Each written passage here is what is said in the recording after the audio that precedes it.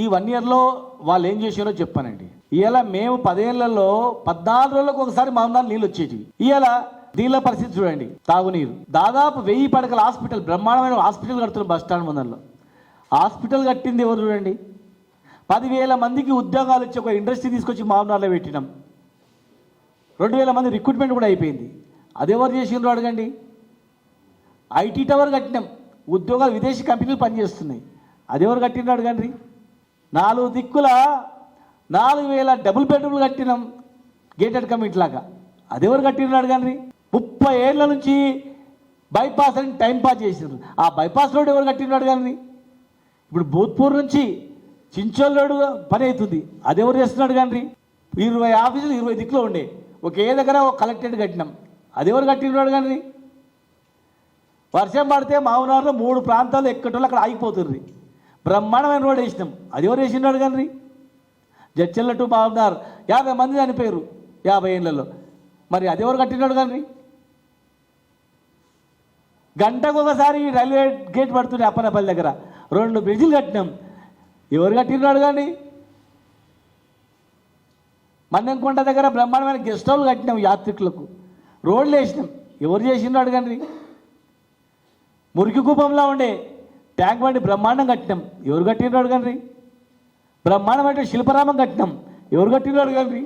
500 గజాల ఒక చిన్న పార్క్ లేకుండే 40-50 పార్కులు కట్టినాం. ఎవరు కట్టినాడు కానీ. 2049 ఎకరాలలో ఒక కేసీఆర్ మయూరి ఎక్కువ పార్క్ కట్టినాం. భారతదేశంలో నెంబర్ 1 అది. ఎవరు కట్టినాడు కానీ. బస్ స్టాండ్ ముందర 100-150 కోట్లతో టూరిజం హోటల్ స్టార్ట్ చేసినాం. ఎవరు హాయం లేదని చెప్పండి. మన్నెంకొండ దగ్గర ఒక టూరిజం హోటల్ కట్టినాం, ఎక్కడ దగ్గర ఆగిపోయింది. అది స్లాబ్ల వరకు వేయించినాం. ఎవరు చేసినాడు కానీ.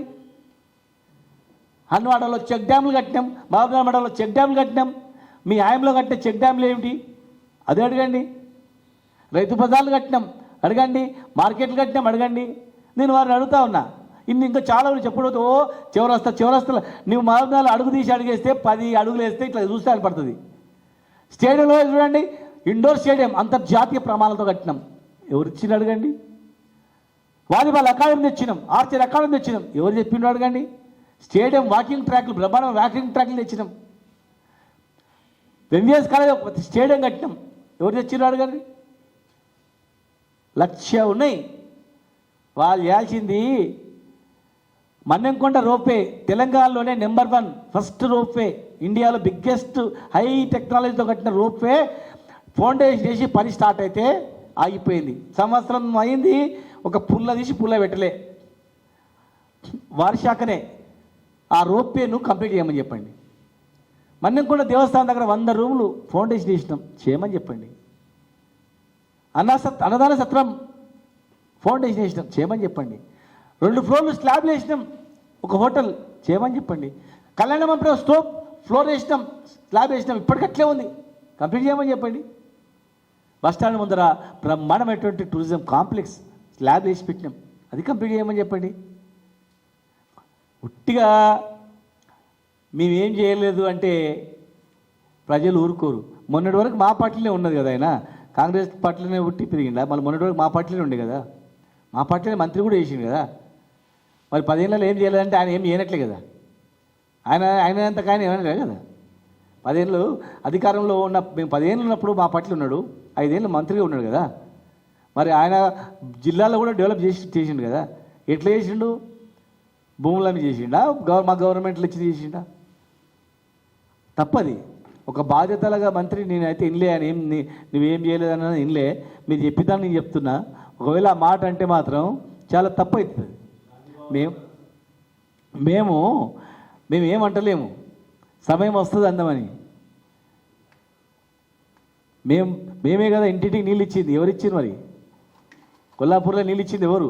ఇంటింటికి నీళ్ళు ఇచ్చింది ఎవరు? కొల్లాపూర్ రోడ్లు వేసింది ఎవరు?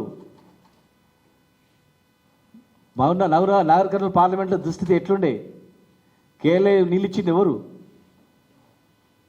మా సీనియర్ నాయకులు జయపాల్ అన్నగా ఆయన 40 ఏళ్ళ నుంచి అల్లాడుతున్నాడు. మరి ఇప్పుడు వచ్చినాక నీళ్ళు వచ్చినాయి కదా. ఏదో తెలంగాణ జై తెలంగాణగానే టెంకాయ కొట్టిండ్రు, మళ్ళీ జై తెలంగాణ కూడా చనిపోగానే కాలు తోగిండ్రు, ఉట్టుటి యాక్షన్ చేసిండ్రు. ఇప్పుడు ఇలా మన రాష్ట్రం కనుక ఇలా ఈ రాష్ట్రంలో ముఖ్యమంత్రి అయ్యిండు అంటే తెలంగాణ తెచ్చినందుకే తెలంగాణ ముఖ్యమంత్రి అయ్యిండు కదా. ఇంతమంది 100% మంత్రులు తెలంగాణ వాళ్ళు ఉన్నారంటే అప్పుడు 5 or 4 ఇటు పడేస్తుంది పిచ్చి వేసినట్ల. దానికి ఆశపడి అందరూ దండలాడుతుంది. ఇలా అందరికీ 100% మంత్రులు ఉప ముఖ్యమంత్రి ముఖ్యమంత్రి ఇలా ఉన్నామంటే తెలంగాణ తెచ్చుకున్నందుకే కదా అయింది. అది మర్చిపోవద్దు కదా.